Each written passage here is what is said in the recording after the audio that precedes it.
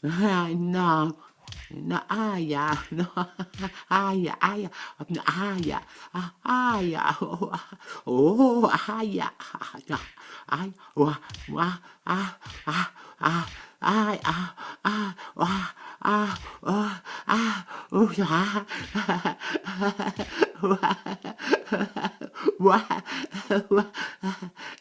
ai, grazie, grazie di aver smesso. Aia, aia, aia, diceva quello lì che apparentemente sembro io, no? Quello è la manifestazione dell'italiano medio che prende pugni in faccia e non urla più di tanto perché ha paura di disturbare, perché l'italiano medio è educato e alla fine ringrazia pure nel momento in cui, solo perché l'inquisitore si è magari stancato o deve fare un bisognetto al bagno, quindi interrompe la punizione e lui dice anche grazie. Ma che cosa meravigliosa, signori. Io vorrei approfittare perché devo dire una cosa bella, bella che molte persone mi scrivono, che bello che mi scrivono, caro amico ti scrivo, è un po' questo il senso, e vorrei parlare con, come si chiamava? Non mi ricordo, Gianluca? Gianluca, carissimo Gianluca, sembra che non ci conosciamo, però io vorrei dirti che l'ignoranza non è collegata al grado di istruzione. Infatti c'è una poesia in napoletano che vi dirò brevemente, che certifica, sia pure con un altro termine, la cosa che sto cercando di dirvi. Ognuno nasce povero e diventa ricco, chi è ricco può diventare povero, chi è grasso può diventare magro, chi è magro può diventare grasso, eccetera, eccetera. Non la faccio lunga, ma la poesia napoletana finisce così: solo uno non cagna mai e non può cagnà. Scusate la parola, ma è poesia. Lo strunz. Quindi questo termine va collegato all'ignoranza, cioè siccome tu Gianluca sei tutto meno che questa parola, perché sei un italiano medio e non è una cosa negativa, sei una persona che pensa, una persona che ha la dignità e l'onestà dell'italiano medio, quello che ho io in testa, che esiste purtroppo spesso più sulla carta che nella sostanza. Caro Gianluca, tu non sei ignorante.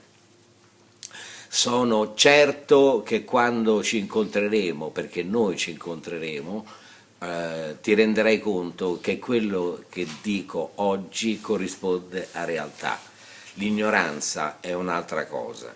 L'ignoranza, posso garantirti, vive anche sui grandi scanni del potere, vive sulle cattedre universitarie, vive nei risvolti delle pieghe della realtà politica, nell'ombra dei movimenti dei segretari, nei cassetti chiusi dei sottosegretari. Che meraviglia, ma è possibile che deve essere il segretario, il sottosegretario, l'accompagnatore del sottosegretario, la compagna, colui che accompagna il sottosegretario?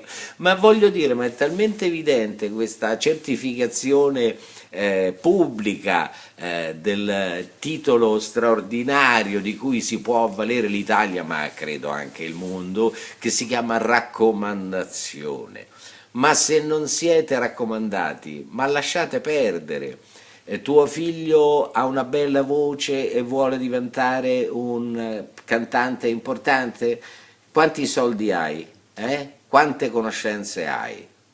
Io sono stato testimone più volte nella mia vita di questi fenomeni, di questa fenomenologia dell'impero mediatico.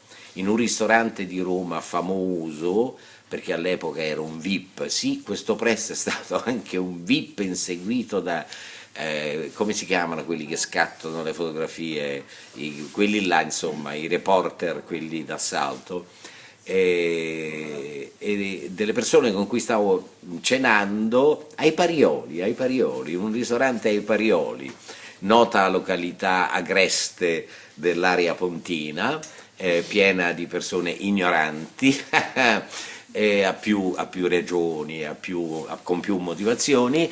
Mi indicarono una ragazza che devo dire era veramente, mi perdoni, una cozza straordinaria, questo è slang romano per indicare una persona poverina che non ha degli attributi di grande bellezza. E dico sì, la vedo, come potrei non vederla, pure cicciona. Dice, quella lì fra 3 mesi sarà famosissima. Sapete come si chiamava? E non lo posso dire, o non lo voglio dire, per carità, che certamente non è una carità cristiana, perché sapete che le carità sono tante, cioè la carità è quella che tu fai la carità ma non aspetti nulla in cambio, invece c'è quello che fa la carità perché è un bonus. E quante carità ho fatto oggi, ho un posto in paradiso, quindi capite che la carità non è uguale, oppure la carità quante specifiche può avere, e quella lì dopo 3 mesi divenne famosissima, poi durò un anno e mezzo perché non meritava proprio niente, però aveva avuto il suo momento di celebrità.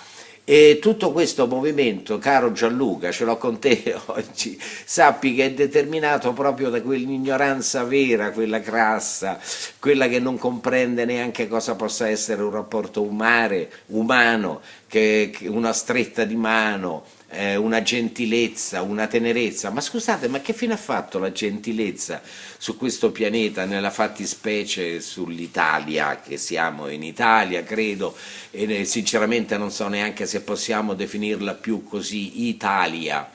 Ma che cos'è l'Italia? È un senso, una raffigurazione pittorica di un confine ideologico, ma specialmente poi quei confini, ma chi li ha stilati, chi li ha fatti?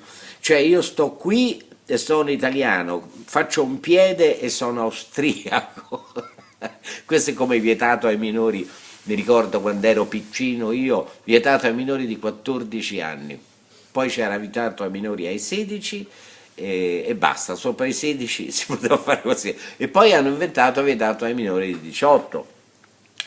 Ma se uno ha 13 anni, 11 mesi e 30 giorni è diverso da uno che ha 14, cioè il giorno dopo, capite? Questo è il regno dell'ignoranza, della stupidità, delle regole coatte, acerbe, frivole, folli.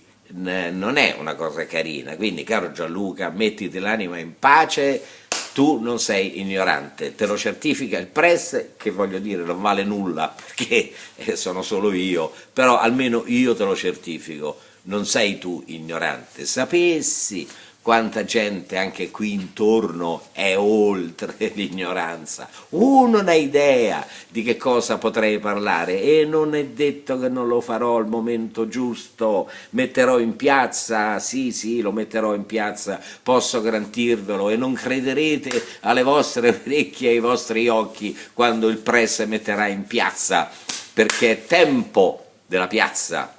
In questo momento è tempo della piazza, non del vicolo, né della vinella, che è un altro tipo di vicolo, né della strada, della street, no! Le piazze, sono più belle le piazze oggi, geograficamente mi piacciono perché c'è più spazio, sono indicazioni sibilline, no belline, sibilline, e vi prego di rendervene conto. Anche per oggi ho finito, caro Gianluca, un abbraccio carissimo. E chi saluto oggi? Sì, facciamo come una radio privata. Oggi voglio salutare Carletto, smettila di avere paura, il caro Sergetto che sta sempre lì come un soldato imperterrito durante qualunque tempesta, e a tutte le brave persone, sì, oggi lo voglio citare, di Monterosi, alle brave persone di Monterosi dotate di un minimo di acume, di intelligenza e di cuore. Cari amici, buongiorno come sempre e indiscutibilmente a domani.